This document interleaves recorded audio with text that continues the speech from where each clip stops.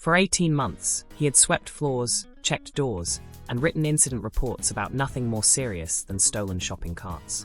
Marcus had convinced himself that this quiet life was what he wanted. No adrenaline, no split-second decisions, no lives hanging in the balance. But muscle memory doesn't forget, and when chaos erupted in the Valley View Mall, 24-year-old Marcus Chun proved that you can take the soldier out of the war, but you can't take the war out of the soldier. If you appreciate stories about hidden heroes and quiet strength, consider subscribing and hitting that like button to support more content like this. From which city are you watching this story unfold today? The Tuesday morning shift began like countless others before it. Marcus Chun adjusted his security badge against his uniform shirt, the polyester fabric scratching against skin that had once worn tactical gear worth more than most people's cars. At 24, he looked younger than his years, with gentle eyes behind wire-rimmed glasses and the kind of careful politeness that made customers feel safe without really noticing him.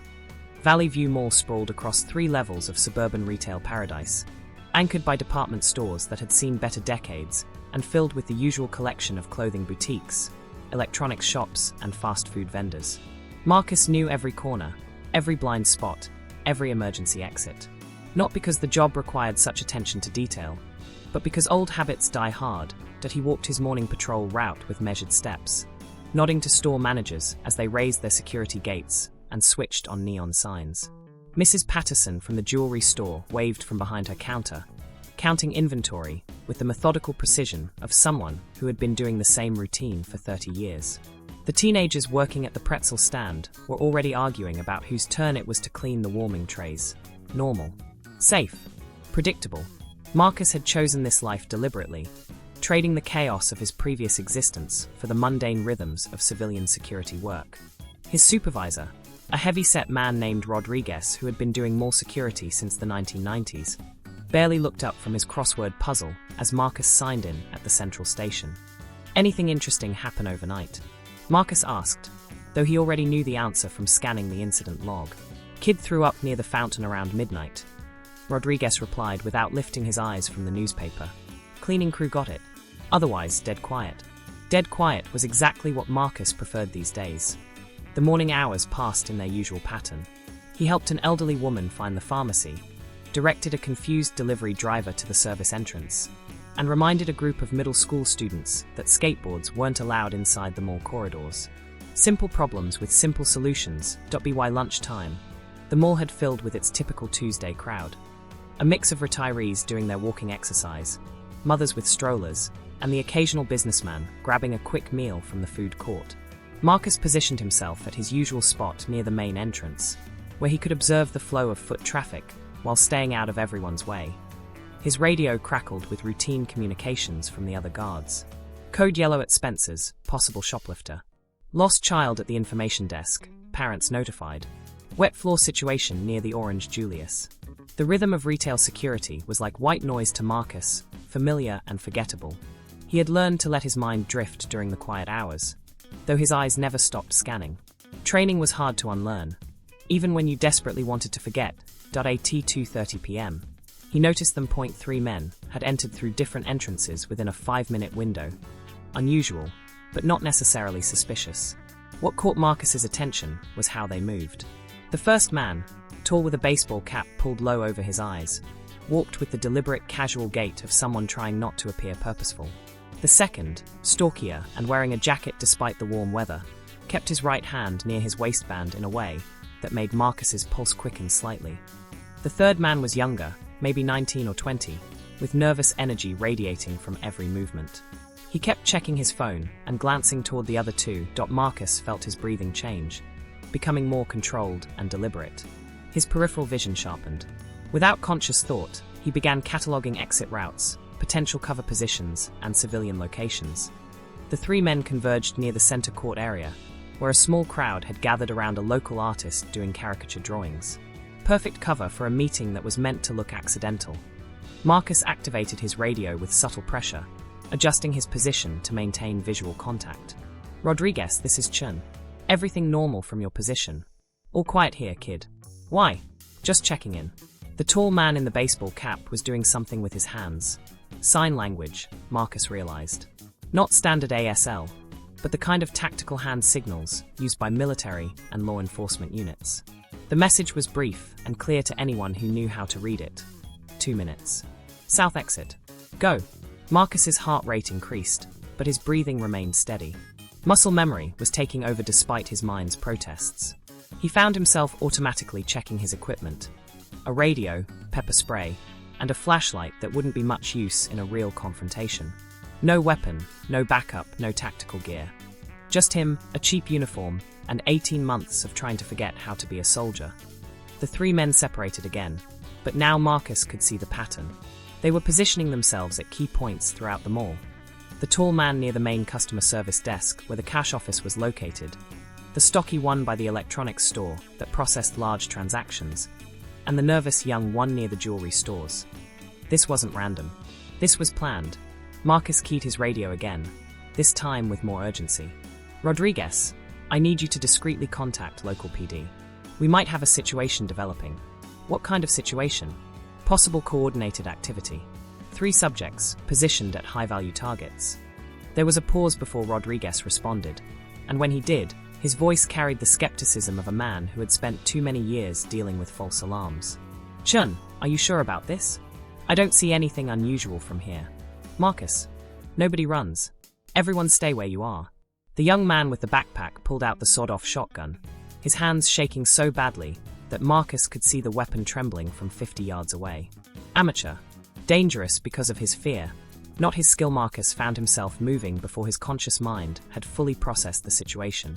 18 months of fighting his instincts, of trying to be a civilian, of convincing himself that he wanted a quiet life.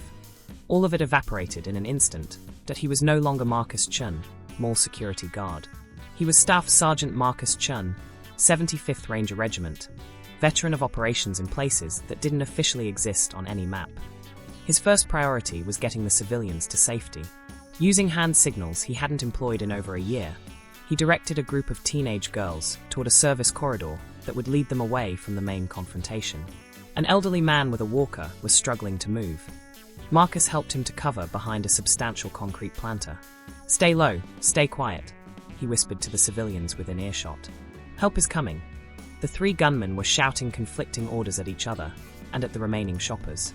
The tall one seemed to be the leader, but he was losing control of the situation as panic spread and people continued trying to flee.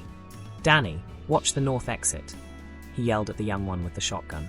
Mike, start hitting the registers. But Danny was frozen in place, overwhelmed by the chaos he had helped create. Mike, the stocky one, was waving his pistol around wildly, trying to cover too many angles at once. They hadn't planned for this level of panic. They hadn't planned for resistance. They certainly hadn't planned for Marcus Chun.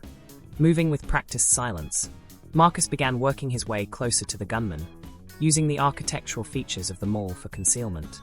His mind automatically calculated angles, distances, and timing. The training was still there, embedded in his muscle memory, despite his best efforts to forget it.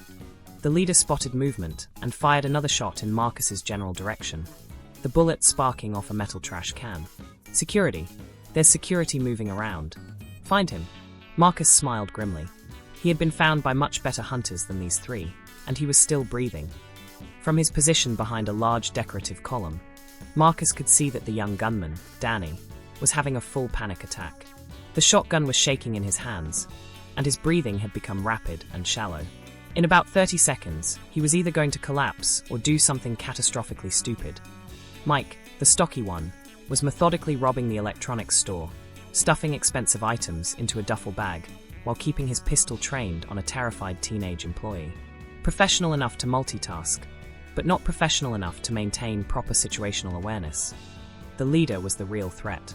He moved like someone with training, kept his weapon ready, and was trying to maintain control of both his accomplices and the situation. Military background, Marcus guessed. Maybe police. Someone who had received real training before deciding to use it for the wrong purposes. Marcus's radio crackled quietly. Rodriguez's voice, shaky but determined. Chun, where are you? Police are en route, ETA 8 minutes. 8 minutes was a lifetime in a situation like this. 8 minutes was long enough for everything to go wrong in ways that would haunt him for the rest of his life. Moving carefully, Marcus worked his way toward Danny's position. The young gunman was clearly the weak link, and removing him from the equation would shift the odds significantly. As he moved, Marcus found himself falling into the tactical mindset that had kept him alive in places where the rules of engagement were more suggestions than requirements. Every step was calculated, every breath controlled, every sense heightened to combat sharpness. He was 20 feet away when Danny noticed him. "There!" the young man screamed, swinging the shotgun toward Marcus. "I see him, but panic makes you stupid, and fear makes you slow." Danny telegraphed his movement so clearly that Marcus had already begun diving to the side before the trigger was pulled. The shotgun blast destroyed a storefront window where Marcus had been standing a full second earlier. Now Marcus was moving at full speed, no longer concerned with stealth. The element of surprise was blown, which meant it was time for direct action. He covered the remaining distance to Danny in 3 quick bounds, using a bench and a planter to vault closer. The young gunman was trying to pump another shell into the chamber when Marcus reached him. The disarming technique was textbook perfect. Grab the weapon, control the muzzle direction, use the opponent's grip strength against them. Danny found himself weaponless and on the ground in less than 2 seconds, the shotgun flying across the polished mall floor. "Stay down," Marcus told him quietly, and something in his voice made it clear that staying down was Danny's best option for continued breathing. Mike had heard the commotion and came running, his pistol raised. But he was moving with civilian urgency, not tactical precision, and Marcus was ready for him. The electronics store kiosk provided perfect cover. When Mike rounded the corner, weapon searching for targets, he found Marcus's elbow connecting with his solar plexus instead. The impact drove all the air from his lungs and sent him staggering backward. A quick follow-up strike to the wrist, and Mike's pistol joined Danny's shotgun on the floor, sliding away across the smooth tile. 2 down, 1 to go. The leader had heard his accomplices being neutralized and was now moving with genuine tactical awareness. He called out from somewhere near the main customer service area. "You think you're smart, security boy? You think you're some kind of hero?" Marcus didn't respond. Talking was for movies. In real situations, talking got you killed. Instead, he moved systematically, using the mall's layout to his advantage. The leader was positioned well, with good sight lines and multiple escape routes. But he was also alone now, and probably rattled by how quickly his plan had fallen apart. "I know what you are," the voice called out closer now. "Military, right? Special forces, maybe? I can tell by how you move." Still no response from Marcus, who was now positioned behind the information desk, calculating approach angles. "Here's the thing, soldier boy. I was military too. Marine Force Recon. I know all the same tricks you do." That explained the tactical planning and the disciplined movement. It also made him significantly more dangerous than Marcus had initially assessed. But Marcus had one advantage the leader didn't know about. He wasn't just military. He was 75th Ranger Regiment, elite special operations, and his last deployment hadn't been a conventional war zone. It had been something darker, more complex, where the enemy wore civilian clothes and hid among innocent people. He had learned to fight in environments exactly like this one. The confrontation came down to patience and positioning. The leader was skilled, but he was also operating alone in an unfamiliar environment under stress. Marcus had the home field advantage. He knew every corner of this mall, every sight line, every piece of cover.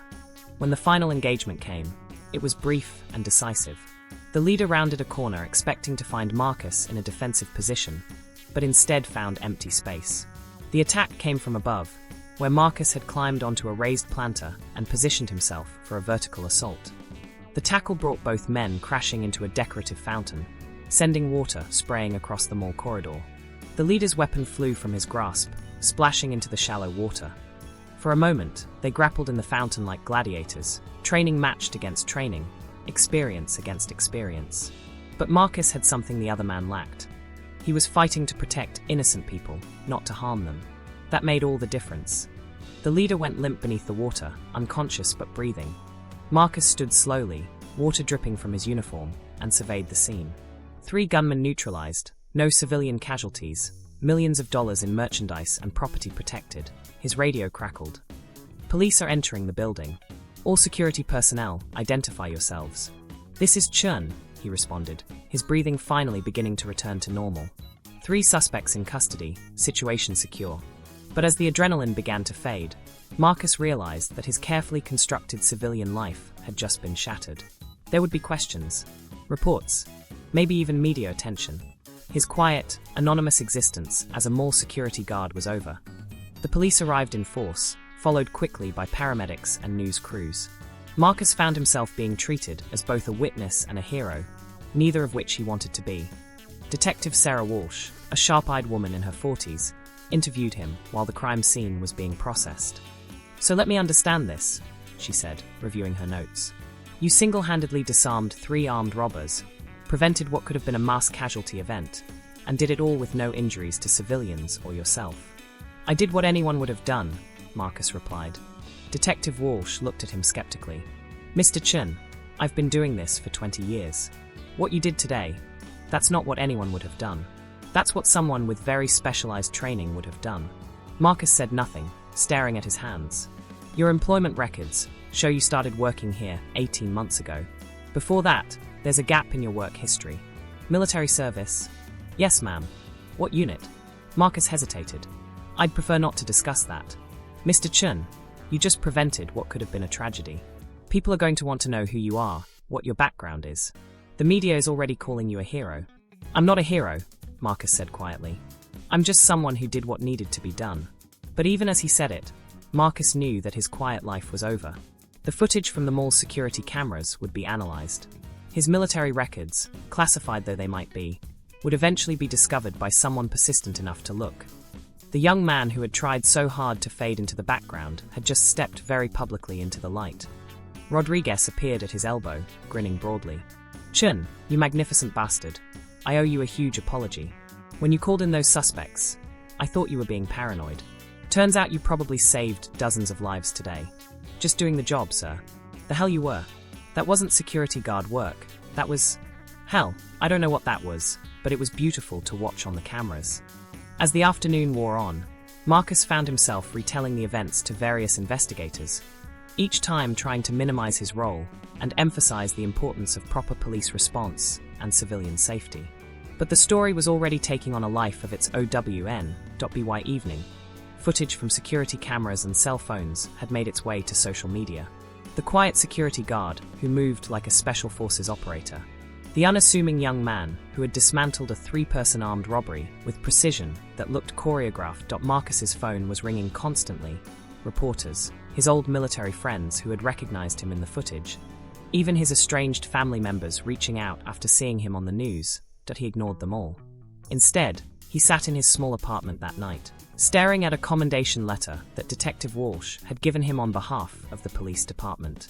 It praised his exceptional courage and tactical expertise in preventing a potentially catastrophic situation. Tactical expertise.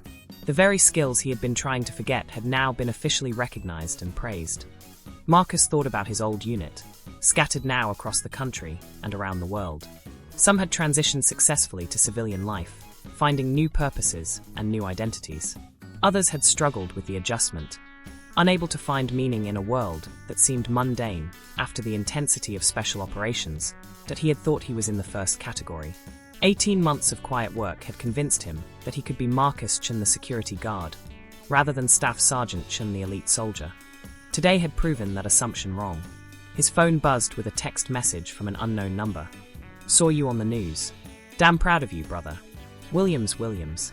His old team leader, now working private security somewhere overseas. Somehow he had tracked down Marcus's contact information, just to send a message of support. More messages followed throughout the evening. His old platoon, reaching out across years and miles to let him know they had seen what he had done, and they were proud.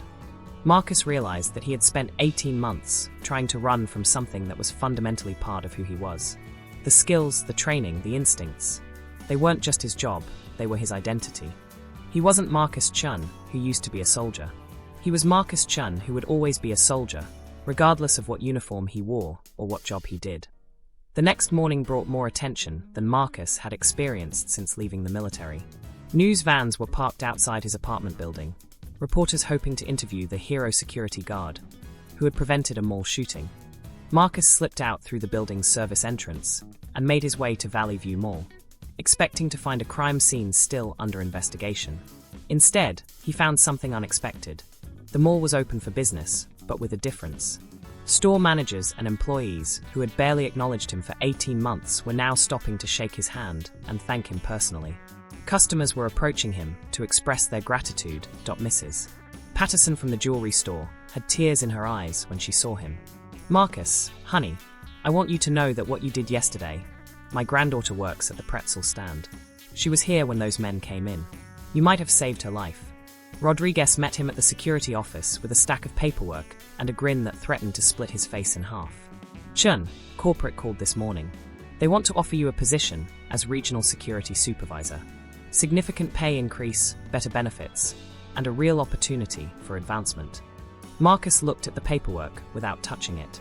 A promotion, recognition, a path forward in civilian security work. Everything he should want. But he also noticed something else on Rodriguez's desk. A business card from a private military contractor, along with a note that read, "Heard about your work yesterday. We have positions available for someone with your skills. Interested in getting back in the game. 2 paths, 2 futures. Continue building a quiet civilian life, now with the recognition and advancement he had earned through yesterday's actions. Or return to the world he had left behind, where his skills were not just useful, but essential." As Marcus stood in the security office, looking out at the mall that had become his battlefield, he realized that the choice wasn't really between 2 different jobs. It was between 2 different versions of himself. The question was, which Marcus Chun was he ready to be? The answer, he realized, would shape not just his future, but his understanding of who he had been all along. Outside the office windows, Valley View Mall bustled with normal activity. Shoppers browsed, children played in the arcade, teenagers gathered around the food court. All of it possible because yesterday, when chaos erupted, a quiet security guard had remembered that some skills are too important to forget. Whether he chose the corporate promotion or returned to military contracting, Marcus Chun knew one thing for certain. He would never again try to run from the soldier he was meant to be.